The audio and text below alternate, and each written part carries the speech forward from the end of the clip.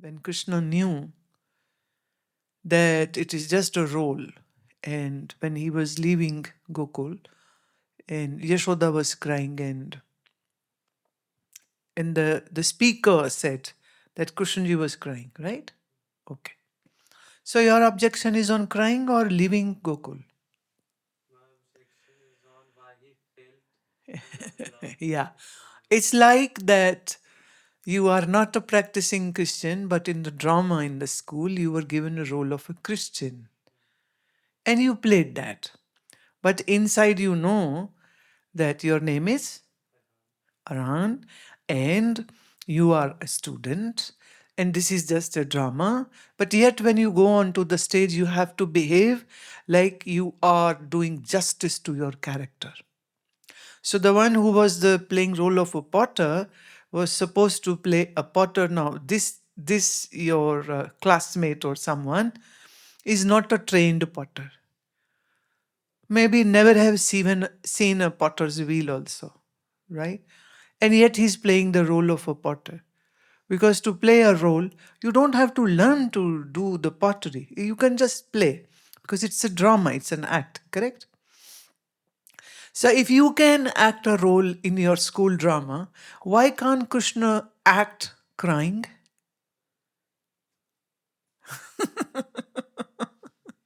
Easy? Why can't he just cry? Because that was his role, because he's playing a role of a young 8-year-old boy. Well, some say 8, some say 10. 10-year-old boy who is being told that this mother, Yashoda, is not your mother, and Nand Baba is not your father. And a minister comes from a kingdom and says that you belong to the kingdom. So now I have come to take you back and I'll join you today with your real biological parents. Correct? That's the story of Sri Krishna. Right? So Yashoda, of course, is very shocked. So she cries, Nand Baba cries, the whole village cries because everybody loves this baby Krishna. And now even Krishna is crying. But that doesn't mean that that crying is the real thing. Got it? That was the role which he's supposed to play, and the role is of a boy. But when he goes to Mathura, then he has to play the role of a nephew who is going to fight and kill his uncle, who is a bad person, who has done lot of demonic things, and who has imprisoned his parents. And now he is supposed to rescue him, but this uncle is real, the bad one. So he tries to kill this beautiful Krishna just because he's very afraid for his own life, because the Bhavishwani, the Akashwani, this announcement which was made that soon your killer is going to come who will finish off your life and finish off all your sinful actions which you have been doing, because he was doing really bad things. So he knew about this, and so he always cared for his life, but he never mended his ways. That is what Kansa was, the king Kansa. So Krishna knows what his reality is. And Krishna says that I know what the reality of this world is and universe is. But yet he is supposed to play the role of a young boy. So he plays that. Then he becomes a warrior who goes and rescues his parents and his grandfather. That is his role. He plays it nicely. Then he plays the role of a student where he goes to Ujjain to his guru Sandipani to get his studies, right? Then the story unfolds beautifully. Then he comes back. Then he has so many battles happening because King Jarasandh is fighting. And then the love letter of Rukmini comes to him one day when they had actually moved out of even Mathura and gone to Dwarika. And in Dwarika, he gets this letter brought by a priest, which is written by a princess who says, who has never seen Krishna. Those days there were no mobile phones. Eh? So there was no television, no mobile, no newspaper, just the beautiful, glorious stories about Sri Krishna's valor and beauty and knowledge. And Rukmini just loves him. And she says that I am being forcefully married to a person and I don't want to marry. So I am here waiting for you. Please come and take me along with you. So Krishna comes there and rescues the Rukmini. So that is his job. Wherever he is required to go, he goes as a warrior, he goes as a friend, he goes as to help anybody who is in difficulty or pain. And of course, when one of his cousin, Arjuna out of the 5 brothers, when they approach, he approaches with the message of his old brothers that we are in trouble because of the Kauravas. Please help us and guide us. And he says, okay. And you know what? Even Duryodhana, the opponent, his cousin also came. Now both want help from Sri Krishna. What did he do? He helped both. No, no, no. He helped both. How? He said, make choice. On one side, I will be there unarmed. I will not touch a weapon. Right? And on the other side would be my huge army. So select one. Arjuna and Duryodhana, both were given choice. Both came for help. Krishna doesn't do any partiality. He says, okay, fine. I am single-handed, but unarmed, will not participate in the war. So, you take me without my army. Or one of you can choose army. Both were given the choice. Arjuna was given first to choose. Duryodhana was very angry on Krishna that why is he giving him first choice? I came first to his room. I sat on the chair and kept on waiting while Sri Krishna was sleeping. So he gets very upset. But Krishna says, well, I saw Arjuna first, so it doesn't matter who came. I saw you first, so Arjuna makes choice. And Arjuna says, oh my dear, beautiful Sri Krishna, I choose you, unarmed, unweaponed. You may not participate in the war, but yet I want you to be on my side. And Duryodhana in his heart was like laughing, because he's what a fool. He's leaving one of the best army of the world and he's taking an unarmed Krishna. What will he do? He can't fight. He hasn't taken the vow. He will never participate in the war. And Duryodhana had millions of trained army soldiers on his side. The battle happened right here in Kurukshetra, correct? Who won the battle? Yeah, there you go. Why? Because Krishna was on the righteousness. Krishna was on the side of truth. So Krishna played all the role. And it's strange, but in amidst this zone where the fight is just going to happen, the battle is just going to happen, the both armies are facing one another and the bloods are rushing and the conches are getting played and the drums are getting beaten. And Arjuna gets weak in his bones and he says, I cannot fight. They're all my cousins and uncles and how can I fight with them? And then he says, oh Krishna, I take you as my master and I wish to be your disciple. I surrender myself to you. Please guide me what to do. I cannot fight. But what to do, you tell me. And then Krishna chooses to take the role of a guru. And then the conversation happens. Sri Krishna is guiding and chiding him sometimes, humoring him sometimes, giving him the deepest knowledge possible for any human being to receive, to live a wonderful yogic lifestyle and being a self-realized person. And the beauty is that as Sri Krishna is speaking, Arjuna is listening, and Arjuna is getting to understand everything, and simultaneously he's realizing the ultimate truth. And at the end, he says, I am now absolutely clear and I'll do as you order me to do. Now I have no fear of losing or dying and I have no fear of fighting because I know what is truth and what is untruth.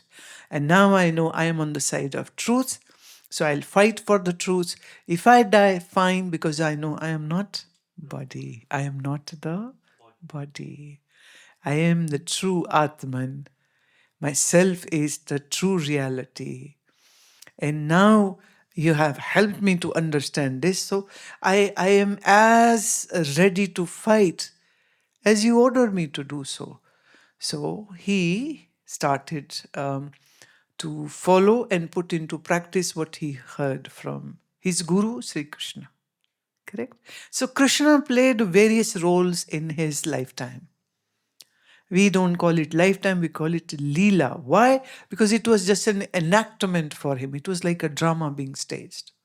So whenever, whichever role is given to Sri Krishna, he takes that role and he performs so well.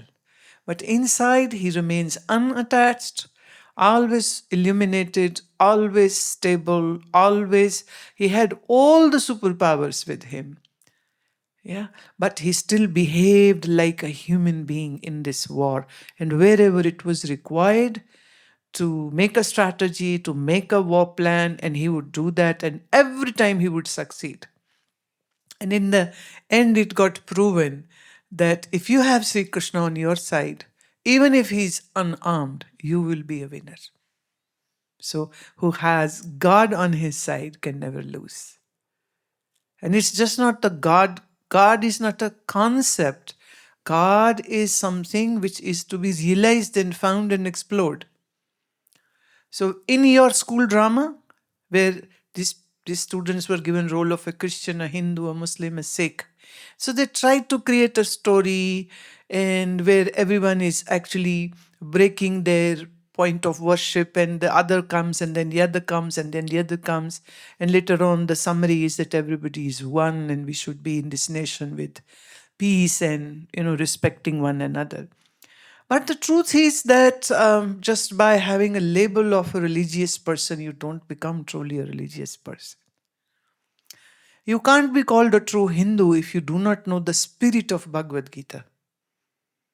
If you don't read and understand Bhagavad Gita. You can't be called a true Sikh if you don't understand the verses of Guru Granth Sahib, the holy scripture, which is considered as the living Guru by the Sikhs. You cannot be called a true Buddhist if you haven't done good study of Lotus Sutra and you haven't done study of, there's a huge library of teachings of Buddha. It is easy to call yourself a religious person, but it's difficult to actually understand the teaching. So if one goes deeper into that, only then one can actually be in this understanding of what is what. For example, let's say this is a flower garland. And do you know what's the name of this flower?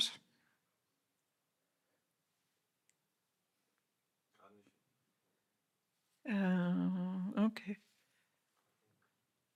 No. I'm speechless looking at you. Oh, okay. So flower is here, it is a reality. You can touch it, you can smell it, you can feel it, right? Now this is the reality of the objective world. True?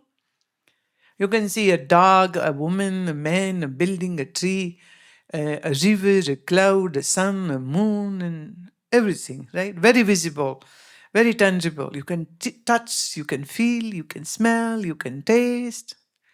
This flower is used as a medicine.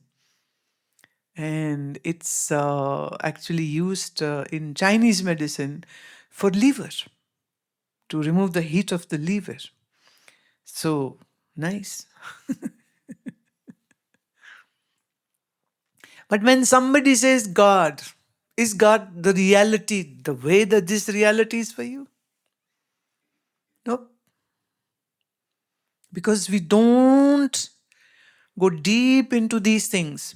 Everybody's so busy, study, making money, eating food, sleeping, meeting friends, making money, doing stuff, going partying, going vacation, going shopping.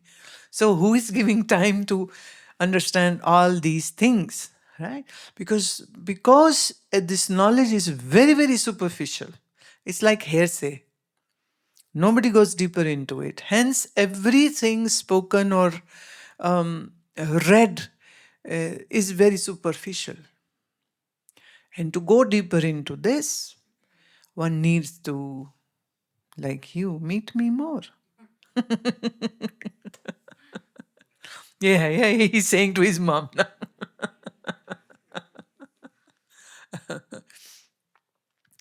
Uh, I'm like the person who can help you to understand these things. And it's so nice of you. You have come from far just to get your this one question answered. And you have very good parents who have brought you here, being so helpful to your kid. And I'm really happy seeing this, that as a family you have made this effort, right? So coming back to your original question, Sri Krishna knew what he is, what his reality is, and yet he played his all role like a drama, a part, a character. And he knew the truth, and but yet he goes with the flow. He's the one who knows how to go with the flow. That's why understanding the reality is the most important thing. The path of the Vedanta philosophy doesn't stops you from enjoying the worldly pleasures, because then this whole thing becomes like a drama for you. Arjuna was a prince and was a warrior, so he after gaining the knowledge from Sri Krishna, the Bhagavad Gita, the knowledge he has it, and did he leave everything and go to Haridwar and shaven his head and became Swamiji? No, he kept being a prince. He did his all duties nicely. He fought many wars. He fought many battles. He had lot of issues in his family life also. He had to face death of his children also in the war, and yet he performed his all duties nicely. So the knowledge, this Vedantic knowledge, doesn't stops you from being a good teacher, a good doctor, a good lecturer, a good businessman, a good politician, whatsoever, a good army man. I have so many disciples who serve in army, who serve in Air Force, who serve in Navy, and they serve the country without any fear of death and being true patriotic. And they have a very disciplined and balanced lifestyle, so they can give best of best in whichever fields they are. So in a way, I groom them to be that, the best version of you, not a copy of somebody. Never ever be copy of some. Just be a best example of who you are. That's enough. Because you are best. Isn't it so? So never ever undermine yourself or the other people who are around you. Everyone is best in their own category. And there are millions and billions of categories. Endless. Infinitum. Yeah. So love and respect all. Give time. Give time. I know you have school curriculum, but I was in what? Sixth standard when I first time heard a teaching from a Swamiji. Oh, I loved that whole thing. And I was so much in love. I went to a regular school. I did my studies. I'm a convent educated, right? One of the best schools in my area. But yet, the learning, the Vedantic, the knowledge, that path was simultaneously happening, right? And lo behold, now many of my school teachers are my disciples. And my college professors and lecturers, they meet me and they feel so good. And I say, well, one time you were my teacher and now I am your teacher. So it's just a role reversal. So I enjoyed being a student at one time and now I enjoy being teacher.